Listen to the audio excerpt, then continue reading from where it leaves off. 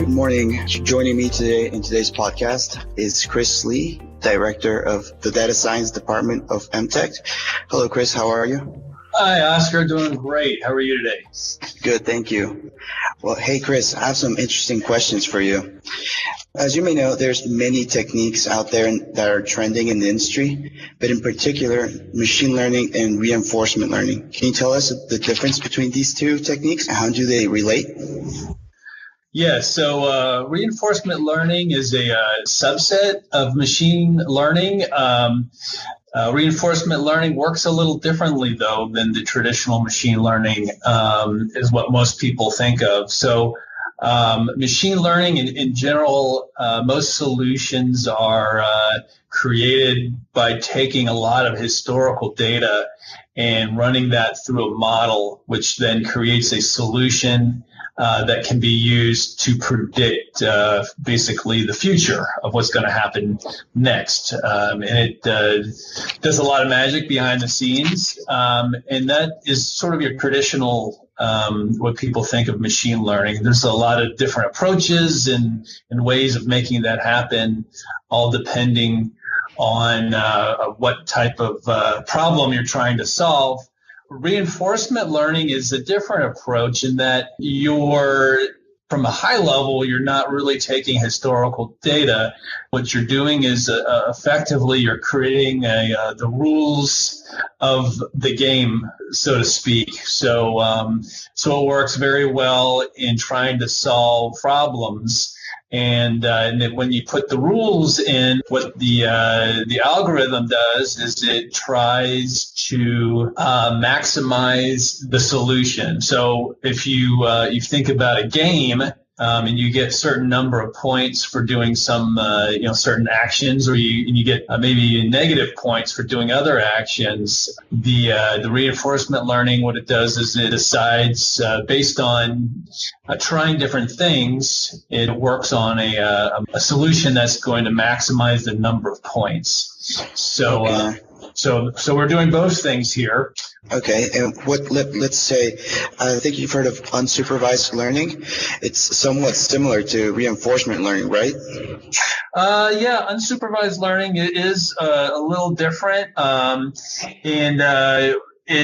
we're not doing a lot of it because most of our solutions are not really applicable too much with unsupervised, but it is somewhat similar, Oscar, in the respect that we're sort of waiting back and seeing sort of what happens and not actually specifically training the models, specifically. So I don't know if that answers your question directly, but yeah, I mean, unsupervised learning is effectively sort of putting the data through an algorithm and seeing what it can make of the data, not knowing really what to see in advance. And whereas, your traditional machine learning, if you're trying to predict something into the future, you have some idea of what you're trying to predict. For example, like a weather forecasting application. You want to forecast temperature or, if it's going to rain or not, or something like that. With unsupervised learning,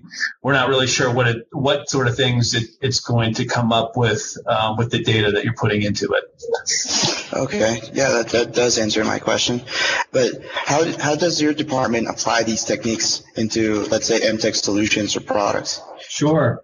So one of the most exciting things that we're working on right now is really doing a lot of things with forecasting broiler weights at the point of bringing them to the processing plant. So we have a few techniques and a few approaches that we're doing here with that. The first one is we're just using historical data from the flocks, from the farms, and characteristics of the flocks and where they are, and breed, and time of year, and a lot of other characteristics. And this is your sort of what a lot of people think of your traditional machine learning. So we feed all this stuff into the model, and the model trains and learns the various patterns that it can out of the data. So we have that solution, which we call pre-placement, or our day zero algorithm or solution. So that's not taking anything from Sonar.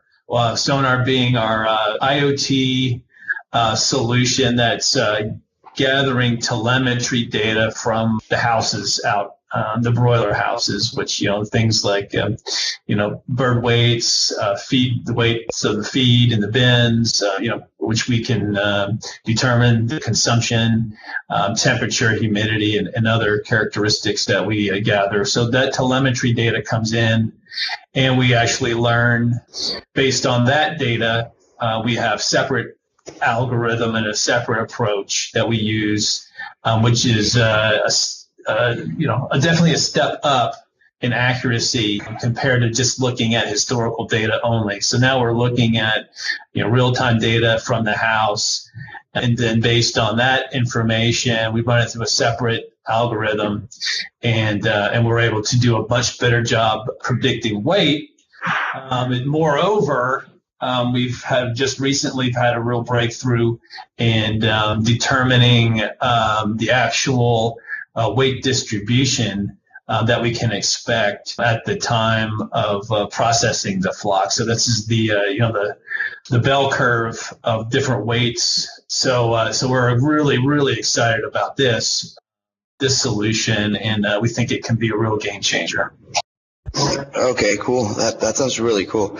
But what are some difficulties in developing these techniques, and how do you solve them? Well, I mean, some of the challenges for sure is getting enough data from the field. Sonar is relatively new, and machine learning is very reliant on large data sets, and that's really why we're hearing a lot about it through the media and different outlets now. Is that as in our world today, we're gathering so much data. And folks are thinking, well, what can we do with all this data? And we're able to make predictions based on it. So, we're gathering all this stuff. Sonar is a relatively new product, so we don't have a lot of data to go on, but we've done some. We've had some major breakthroughs in that area, and we're not as reliant on all the historical data, that we would get from Sonar in order to create solutions. So this is a massive differentiator for us, and really pushed our solutions forward. As we get more Sonar data from the field, we will continue to hone our models and make them better as we move along. But we've really made giant leaps in being able to train our models without all the amount of colossal data that's typically required to do this sort of work. So that's been one challenge that we've been able to overcome, and that goes with these two solutions sort of that I've talked about. Forecasting the average weight of the birds going into the processing plant, and also the weight distribution bell curve of the chickens of the birds as they go in the processing plant also. Other challenges just are that we are using the very latest technology. So some things that we're implementing now are things that are really out being published within months of us actually implementing it. So we're leveraging new technology in the cloud with Azure. We're leveraging new libraries and other technologies that both companies, Google, Microsoft, and other companies are creating infrastructure, and also papers and other things that we're getting from the world of academia in order for us to use these new techniques and models to provide the solutions that we're doing. Some of the things that we're doing in reinforcement learning are really very brand new in the world. So we're definitely on the cutting edge of what's going on.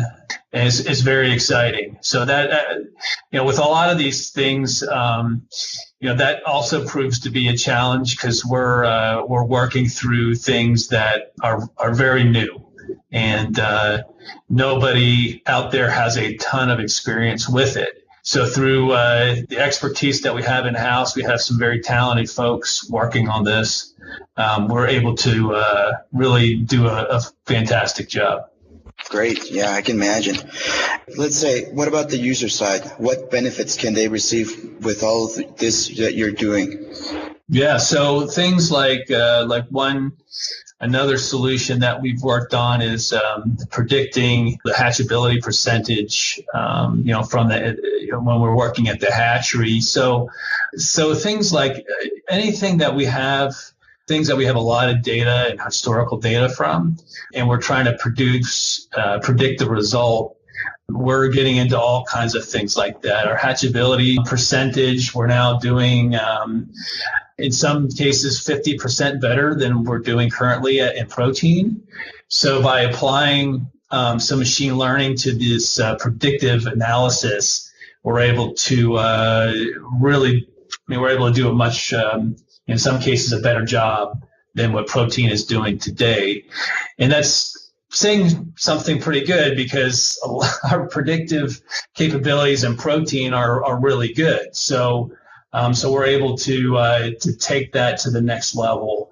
And that's really, one of the objectives of the team is really to take really what MTech has been known for, in the industry is the planning and the forecasting and the predictive capabilities that we have in protein right now.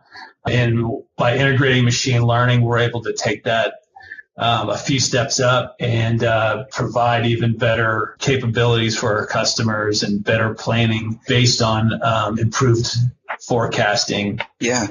But in your opinion, how does this create an impact to, let's say, to the future users? What efficiency can they get from all this? Yeah, well, so things like so any type of planning, or like, for example, with our reinforcement learning solutions, we're implementing that for live haul scheduling in addition to our processing operations planning software. So both of these are ideal for reinforcement learning, where you generally have the rules of the game. You're trying to optimize certain things. You're trying to do certain things that create efficiencies. So these are really great problems for us to get into for reinforcement learning, where we put the rules of the game in there, and if we do a good job, we keep working with it, the model is going to do a really spectacular job in spitting out the right schedule, for example, with live haul, our live haul scheduling, and with our production planning optimization software, our PPO, something very similar, where we're going to be creating the very best plan to meet demand from a processing plant, increase efficiencies, and be able to fill the orders most efficiently and effectively. So all this stuff equates, of course, to money. If you can run efficiently and if you can reduce waste, then we're talking about putting money to the bottom line at the end of the day. And this, of course, carries over to other things. It's a total flow through. So all the things that we're trying to implement, from hatchability to predicting. Another solution that we have is predicting condemnation at the plant. So for example, with this solution, we're able to identify at 14 days whether a flock has a greater risk than average of having a high condem. And now we're actually digging in a little deeper at the next iteration of this solution, and actually putting sort of a percentage in a rating scale to each flock, as far as what the condemn percentage is going to be. So for example, at 14 days, if a flock has been flagged as being at high risk for a high level of condemnations, then we can send out or advise our customers to send out an advisor to that house or that farm to kind of see what's going on out there to make sure that things are in good order. So all these things help our customers run their businesses more efficiently, give them more insight, and to help them run more efficiently. It's very exciting. It is. And thank you so much for joining us today, Chris. That's all the time we have for today. Tune in next time and have a great day. Thanks, Oscar. Appreciate it. It's been enjoyable. Thank you, Chris. Good day. You guys have a great day.